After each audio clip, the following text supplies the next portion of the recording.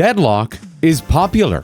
Shocking statement, I know. Despite it being in an alpha state and not even being publicly available, you still need an invite from somebody who's in the game to play it. It continues to grow in player base. And at this point, you might have seen a ton of different content creators saying that they're officially moving to creating Deadlock content, or at least dipping their toes into it. But here's the big question: why? And I can't speak for everyone, but I can speak to the reasons that are in the game that are addictive in general. And that's what this video is about. And while this is more aimed towards people who aren't playing the game and are curious about it, it's also very good for people who are playing the game and don't understand why they are helplessly addicted to it. I wouldn't know anything about that. I wouldn't know. And I think it's especially important because outside of the community of Deadlock, some of the clips I see online are mostly things that are incomprehensible. Just absolute craziness that you would look at from outside and say, like, I don't know what's happening, but that doesn't look fun. And the surprise for you is that when you're playing the game and you know what's going on, it's still not fun.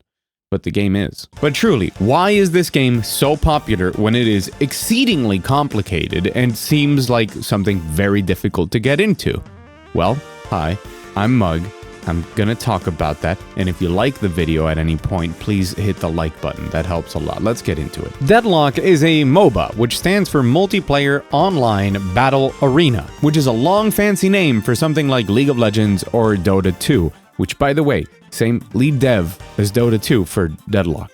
Now, you might be looking at it and think, but wait, that's a shooter. And there's nothing in the rules for MOBAs that say that they can't be a shooter or that they have to be top-down. And we've seen other examples before. There's been games like Smite, there's been games like Paragon, which is now called Predecessor. But the MOBA part is really the important thing. You can make a MOBA that plays in any number of different ways, but the important part is that it's still a MOBA. There's a lot of things that characterize them. It's a team game, 6v6, where everyone plays as a different hero or character or champion. They have very distinct abilities, and all of you go to different lanes where there are creeps, so there's a PvE element, and you have to fight against your opponent and eliminate the creeps and take down towers, and there's a whole economy system as you buy items and level up with all of the in-match progression, and the final goal is to take down the opponent's base. During each match, the way that you allocate your skill points and the items you buy can dramatically change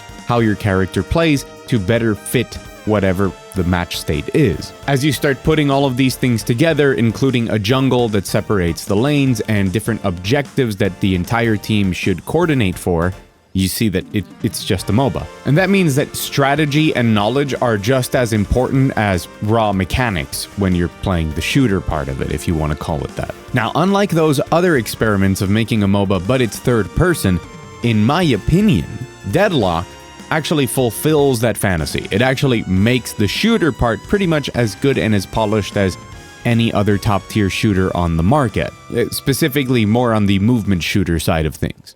And that is a very big deal, because people who know how to play shooters can jump into this and the basics of it, they'll have it down, but now they have to discover all of the cool parts of a MOBA. And the people who already know things about a MOBA now might have to learn how to play a shooter, but they come with all that MOBA knowledge with them. Also, if you come from MOBAs, this has its own twist on the genre, obviously. But that isn't the first of the 6 reasons I'm going to talk about in this video. That is just what gets people through the door. That's what makes people start playing. But why do they keep playing? Why is this game building a community and having people just switch their careers to it? And that is the extreme complexity of it.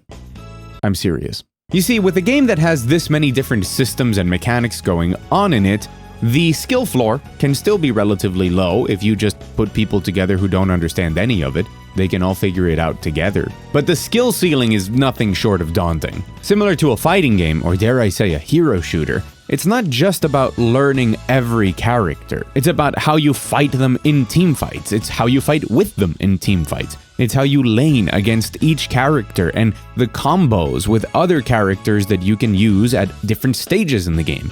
What items are best to buy in what order depending on how the game is going. How do you counter enemies? How do you play from behind? How do you play from ahead? And all of those things can be very different depending on what character you're playing and the opponent is. And these are all just things that MOBAs have. One of the more common complaints I see surrounding MOBAs is, how can you find it entertaining to play in the same map over and over and over again? That is the funny part, that if you had more maps, that might actually be the tipping point. That could be overwhelming. What you have to realize is that the one map is like the consistent element in everything, because everything else can change. All of the different characters, their different builds, who your lane opponent is, and how people play those builds out in team fights and over each stage of the game is already an extreme amount of variability. And you're meant to learn, predict, and adapt to all of these variables in every single match. And trust me, even if you had the same exact heroes in the same lanes twice in a row, every match would play out completely different. For a multitude of reasons, but also because it's a game where the skill expression is really high. The way that each person plays the hero can be very different, not just in their ability order, but in their overall strategy as well. And that feeling of learning different things and adapting to a match as it comes and using that knowledge to overcome whatever's happening is the addictive feeling. Every win is a great reward for what you've invested, and every loss is an opportunity to learn what you did wrong and what you can do differently next time, which keeps you pressing the damn button of joining the queue. Again, I wouldn't know. So really, the massive amount of variables here isn't something that is required to play the game, but it is something that the game gives you as the path of improvement. It's laid out in front of you. You can start playing and fumble around with a bunch of people, but the goal here is to learn all of these things so that you can execute on them. But everything that I just talked about right now is what is normally considered macro in a MOBA, which is the state of the map, the state of the lanes, and understanding generally the different builds and the different things that each character can pose as a threat. But the decisions that you make pretty much every second in how you move and shoot and what you actually do is called micro. And Deadlock has a lot of it. Because trust me, controlling your character, as in moving and shooting things, is just the tip of the iceberg. Characters in Deadlock can dash and slide and double jump and air dash and wall jump, actually, thanks to the most recent update. With a number of items that add teleports or increasing how many dashes you have or letting you triple jump and things like that. There's a mechanic in the game called dash jumping, and I group it into a category of small constant skill checks and habits that players tend to love mastering. In this case, if you interrupt a dash with a jump input, you'll gain a massive burst of speed, much higher than dashing twice and of course gaining height. But the timing on it has to be right, with the game informing you if you miss the window. Similar to other mechanics like slide jumping in Apex or slide canceling in Call of Duty, this is a tiny skill check in your basic movement that mastering feels great and is an instant indication of if somebody is very used to the basic mechanics of the game. But there's tiny details like that everywhere. When you're sliding, you don't consume ammo. So using your slide throughout the game in different situations and being aware of the environment to use slides can help you very directly by increasing how many shots you have. But of course, if you take this to extremes, certain characters can have builds where they move so quickly that they can be sliding at any moment, leading to a concept called crouch gliding or slide gliding, where you consistently press the slide button as you shoot to basically have infinite ammo. This is not easy to do, by the way, but it is a thing and people are crazy. There's a melee system in the game with a short melee and a heavy melee that has a charge up and a small dash associated to it. It's very useful in lane because last hitting minions with it will guarantee their soul and not allow the enemy to deny it, which is similar to how something works in DOTA. Don't worry, you'll pick up on it quickly. But it's also very damaging, and people will abuse it a lot to kind of smack you around, with some characters taking very good advantage of them. However, there is a parry, and if you parry a melee strike, you will stun the opponent for a very long time, guaranteeing a ton of damage on them. But the parry has a cooldown. So the way it works is that in lower elos, people figure out that abusing melee is a fast way of getting kills, especially early on. But then you reach people who learn to parry, and suddenly the people who are trying to abuse it get absolutely dumpstered. And then you reach higher levels where people are intentionally baiting your parry by aiming their melee away from you so that you parry and then they smack you. And you start to realize just how much depth there is into pretty much everything in this game and how much skill expression there is. And again, you're not going to start off learning all of these things, but the whole process of the game is making these second nature until you reach a point where the mechanics are just really fun to interact with. And all of these concepts that I just talked about aren't weird things. There's actually items that directly support things regarding these playstyles. There's items that let you punch farther and harder. There's items that give you buffs when you dash jump. There's items that let you slide for longer and faster. It's the fact that there is so much to learn and use, and how you feel rewarded for doing so. And once you're in the loop where you are having fun playing the game, and you see how much there is to learn and to use it correctly on your opponents, suddenly you're in the loop, and now you can't stop playing. But okay, so the game is complicated and there's a learning curve and there's skill expression, but is that all? I hear you asking, straw man in my head. But no, not at all. If you think there's a lot of systems in the game so far, boy do I have a surprise for you. Because the depth of creativity in builds and adaptation goes beyond what you might think, especially if you're coming from something like League of Legends, but that's just because I don't know Dota. Maybe Dota does all of this. Now, firstly, a lot of the ways that you transform the basics of the game by gaining levels and items is really important. The game goes from a very slow-paced affair in laning phase to people moving very quickly with a lot of mobility all over the map. So there's a mini addiction there of starting a match and wanting to do well so you get to the part where your character is crazy fun faster. But that's very standard in MOBAs. What's more interesting is how those builds are flexible and creative.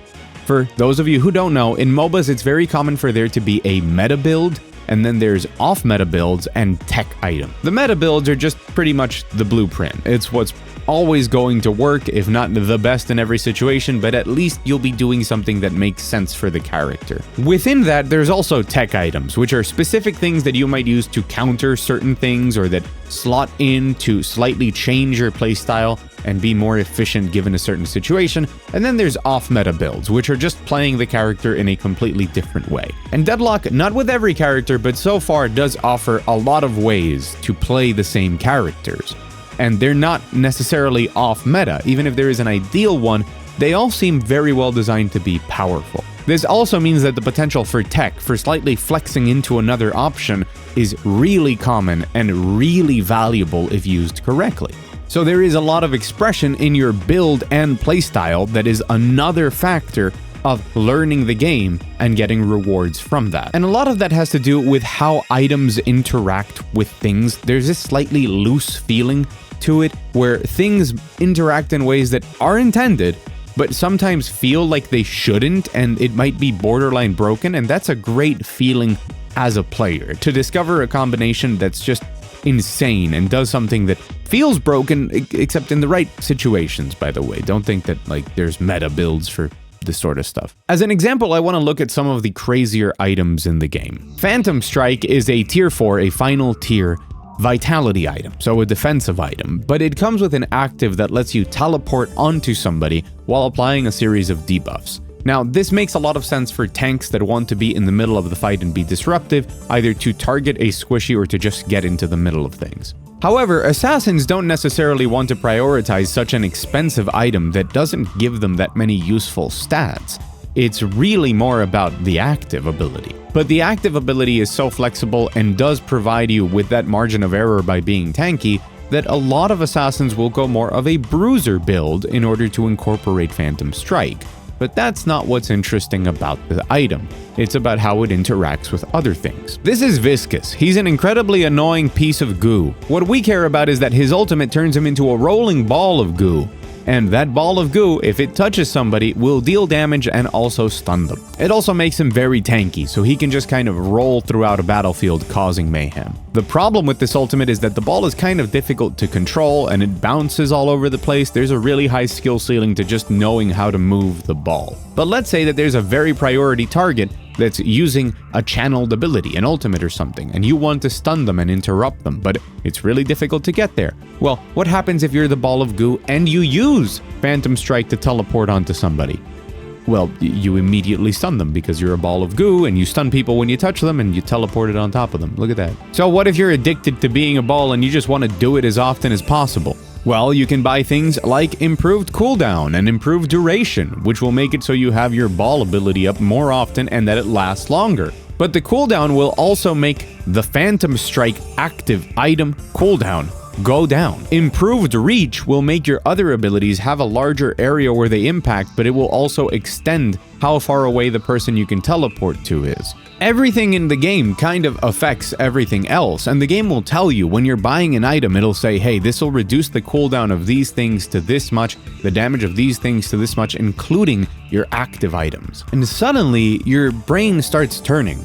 Wait, so if I can build all of these things, maybe I could make a build that's completely centered around this one ability and just annoy people so much with this one thing that it becomes viable. So when you know some of these certain interactions and you get a better grasp of your character and how everything influences everything else in this kind of domino chain effect, and you also know what are the best ways to counter certain heroes because your knowledge keeps increasing, and then you put all of that to use and you combine the items that you buy with the playstyle that you adopt and the execution of your micro, and suddenly you're like, damn, this game is fun and I'm good at it and I want to keep playing it. The other example of an item is Refresher, and I wanted to put it here because it'll lead into my last point, which is where I think Deadlock might actually have some problems. It's a tier 4 AP item, if you prefer to call it that, if you're familiar with it, but its stats aren't impressive. What it does is its active ability, which resets all your cooldowns. It gives you everything back, including some very long cooldown ultimates, including characters that have ultimates that are very valuable, like for example, Yamato, that becomes immortal and resets all of her other cooldowns when she does so, or Dynamo's Singularity, which is the largest CC ability in the game. A great example of the flexibility and creativity that goes into making builds and knowing how to adapt them to each match is my main, McGinnis. She is the turret builder of the game, but she has a unique kit centered on both pushing lanes, creating nests of turrets, and modifying the battlefield with her wall ability.